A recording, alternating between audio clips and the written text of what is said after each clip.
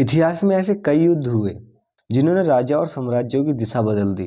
But Kalinga was not just a war, it was a movement जिसने humanity को पूरी तरीके से बदल के धर दिया। ये कहानी है अशोक की और इस युद्ध की जिसने उन्हें चक्रवर्ती सम्राट से धर्मशोक बना दिया। सम्राट अशोक मौर्य साम्राज्य के सबसे शक्तिशाली शासक, भारत के लगभग सभी हिस्सों पर शासन कर रहे थे। लेकिन एक राज्य कलिंग कभी झुका नहीं। कलिंग सिर्फ एक साधारण राज्य न था, वह व्यापार और संस्कृति का हब था। इसकी स्थैतिक लोकेशन ईस्टर्न कोस्ट के पास थी, जो इसे ट्रेड और समुद्री पावर के लिए बेहद इंपॉर्टेंट बनाती थी। इसकी समृद्धि सिर्फ व्यापार से नहीं थी, बल्कि वहाँ के लोगों की स्वतंत्रता, प्रियता से भी थी। कालिंग के लोग योद्धा थे, लेकिन सिर्फ तलवारों से नहीं, बल्कि अपने आत्मसम्मान से भी। कालिंग को अपने व्यापारिक बंदरगाहों पर गर्व था। यह बंगाल की खाड़ी के किनारे स्थित था और साउथ ईस्ट एशिया तक इसका व्यापार फैला हुआ था। दूर दराज के मर्चेंट यहाँ स्पाइसिस, मसाले, टेक्सटाइल और कीमती जेम्स का ट्रेड करते थे। कालिंग व्यापार का एक महत्वपूर्ण केंद्र था। कालिंग की नौसेना इतनी मजबूत थी कि वह समुद्री रास्तों पर भी नियंत्रण रखती थी। लेकिन इससे भी बड़ी बात थी कालिंग का आत्मसम्मान। जब मौर्य साम्राज्य ने कालिंग को अपने अधीन करने की कोशिश की, तो उन्होंने कह दिया, हम अपनी स्वतंत्रता के लिए लड़ेंगे, चाहे इसके लिए कितनी बड़ी कीमत चुकानी पड़े। अशोक, जो अपनी विजय इच्छा के लिए जाने जाते थे, उन्होंने भी इसे सीधी चुनौती समझा और कह दिया, अगर कालिंग झुकेगा नहीं तो उसे झुकाना पड़ेगा। युद्ध की शुरुआत होती है। मौर्य सेना जो विशाल थी, जिसमें थाउजेंड ऑफ वार एलिफेंट थे, घुड़सवार सैनिक थे, पैदल सैनिक थे जो युद्ध के लिए तैयार थे। दूसरी तरफ कालिंग की सेना जो काफ़ी छोटी थी, लेकिन उसके हौसले बुलंद थे, जो केवल जमीन के लिए नहीं, अपनी स्वतंत्रता के लिए लड़ रहे थे। युद्ध शुरू होता है, धरती हिलने लगती है, तलवारें टकराने लगती हैं, हर दिशा में युद्ध का शोर था। कालिंग के योद्धा मरते जा रहे थे, लेकिन कभी पीछे नहीं हटे। Even women and children to come armour the protect their land. यहाँ तक कि महिला और बच्चे भी अपनी जमीन की रक्षा के लिए हथियार उठा रहे थे। मौर्य सेना ने कालिंग को चारों ओर से घेर लिया, लेकिन कालिंग के वीर योद्धा आखिरी सांस तक लड़े। जब युद्ध समाप्त हुआ तो जमीन पर सिर्फ लाशें थीं, खून से लथपथ धरती और जलती हुई बस्तियां।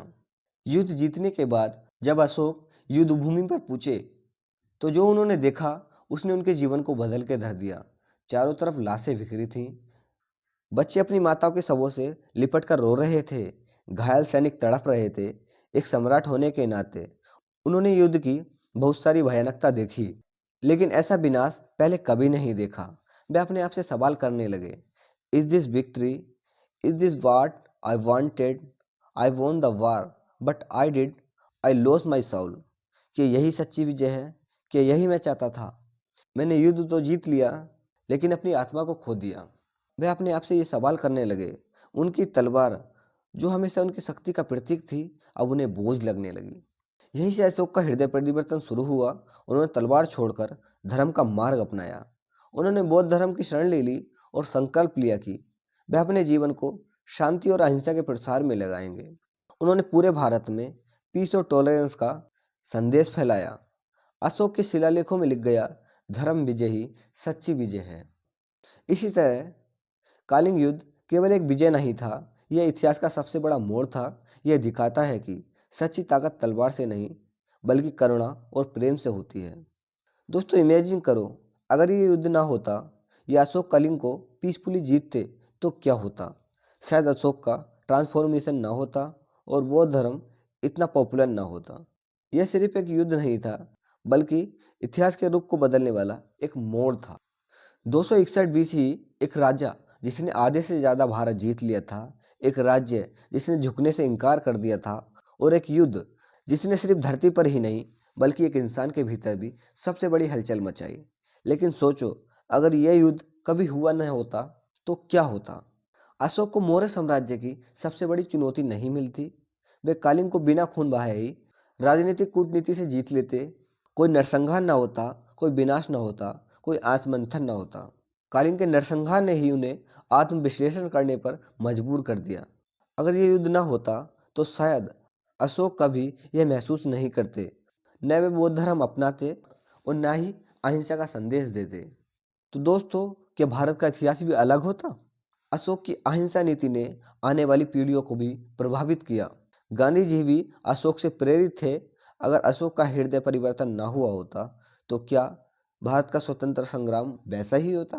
क्या हमें अहिंसा से आज़ादी मिलती या एक और रक्त रंजित क्रांति देखनी पड़ती? शायद हो सकता था भारत का स्वतंत्र संग्राम कुछ और ही रूप लेता और अहिंसा की जगह दूसरा रास्ता अपनाना पड़ता। दोस्तों, ये एक ऐसा युद्ध था जिसने एक सम्राट नहीं बल्कि पूरी मानवता को बदल दिया। इतिहास में ऐसे कई युद्ध हुए, लेकिन बहुत कम ऐसे थे जिन्होंने एक राजा के दिल को बदल दिया। कलिंग सिर्फ एक युद्ध नहीं था, वह शक्ति और शांति की ओर बढ़ने वाली एक सबसे बड़ी छलांग थी। अगर ये युद्ध ना होता तो शायद आज दुनिया कुछ और ही होती। दोस्तों, कलिंग का युद्ध हमें याद दिलाता है कि वॉयलेंस से कभी स्थायी समाधान नहीं मिलता। अशोक ने उस दिन न केवल एक राज्य बल्कि अपने भीतर भी कुछ अलग खोजा।